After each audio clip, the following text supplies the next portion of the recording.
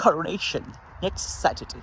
I will relish and cherish watching it, not to regale myself with this regalia, the crown jewels, the opulence, but to witness the solemnity, possibly only in my life, dating back to King David in Abrahamic tradition and to Manu, the Surya Vangsha, Chandra Vangsha in Indic tradition.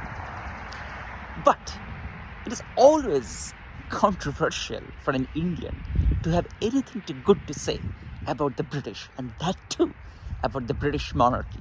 But let's try to unpack a few things. Number one, the British monarchy, the royals, in and of themselves have hardly had anything to do with empire, as their powers have been relegated to parliament, almost dating back to Stuart times, if not the Tudor times.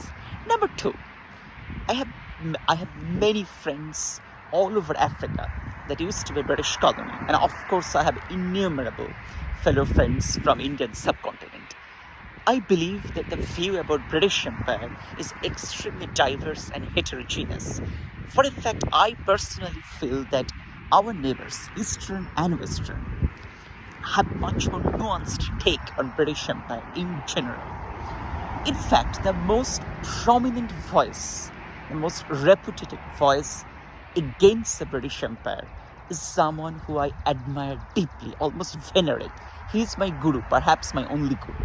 But let's look into it.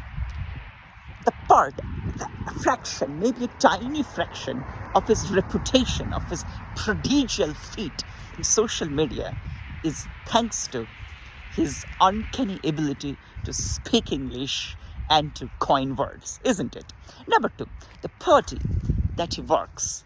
Let's not get partisan so quickly, and I'm not partisan at all, as I mentioned.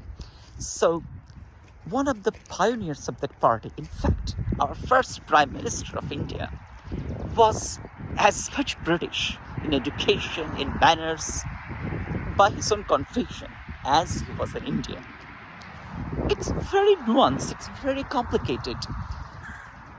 The right in India overall gets criticized for being very much against the empire.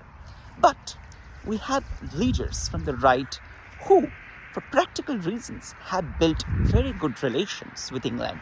The point I'm trying to make is not to absolve any past crime, to forget anything, but just to say that everything is shades of grey. Thank you.